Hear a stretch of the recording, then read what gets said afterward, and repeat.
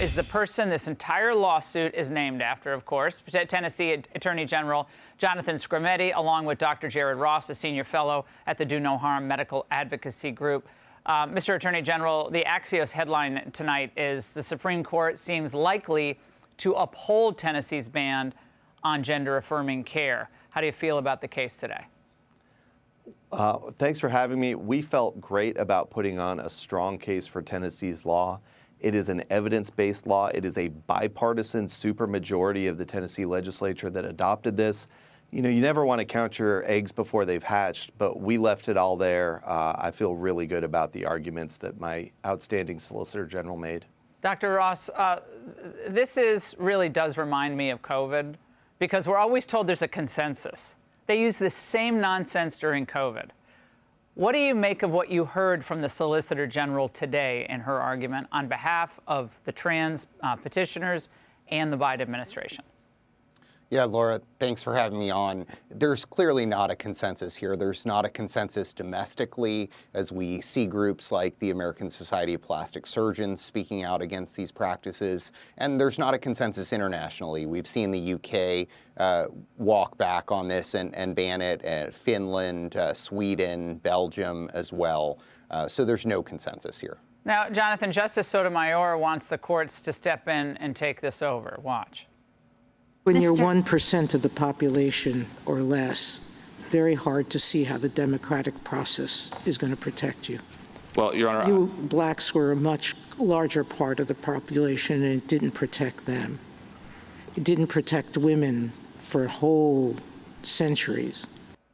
Jonathan, that didn't surprise me coming from Justice Sotomayor, but explain to our viewers why that is ludicrous.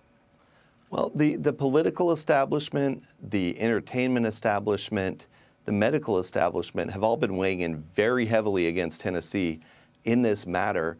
If you look at the number of members of Congress who have weighed in, if you look at the federal regulations under the Biden administration that go the other way, it is ludicrous to say that transgender Americans don't have political power. They've been extremely aggressive in asserting that power, which is why you're seeing all this pushback now. And Dr. Ross, Americans across the country, I think they scratch their heads when they see this. They see these poor children being put forth on panels on other networks, obviously hearing over some period of time the lines that they're either getting at school or from their parents about what this really is. And they're just pawns in all of this. It is an absolute heartbreak to see it, but the propaganda is real. It absolutely is. And, you know, in some cases, it's the parents that are motivating this. In some cases, the parents are being misled by the medical establishment. They have children that have underlying mental health comorbidities, anxiety, depression, autism, and they're being told that if they simply transition their child, that everything will be fine. And we know from the data that that's clearly not the case, that these kids continue to struggle and their struggles get worse. Ketanji Brown Jackson's argument today, or questions today, indicated that there could be a racial component to all of this, or making a racial analogy, I believe. Jonathan, your reaction to that? Well, I mean, I think this doesn't fit well into traditional equal protection analysis because boys and girls are fundamentally physically different. Justice Ginsburg recognized that. And so it's hard to say that you're discriminating by not letting boys and girls use each other's hormones because you're focused on the harm that is caused by the cross-sex hormones. And it's not a matter of depriving someone of anything.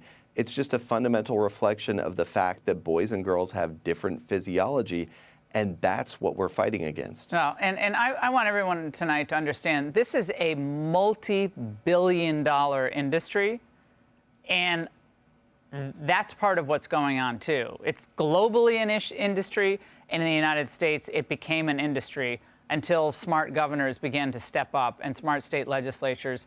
Jonathan, Dr. Ross, thank you both. Hey, Sean Hannity here. Hey, click here to subscribe to Fox News YouTube page and catch our hottest interviews and most compelling analysis. You will not get it anywhere else.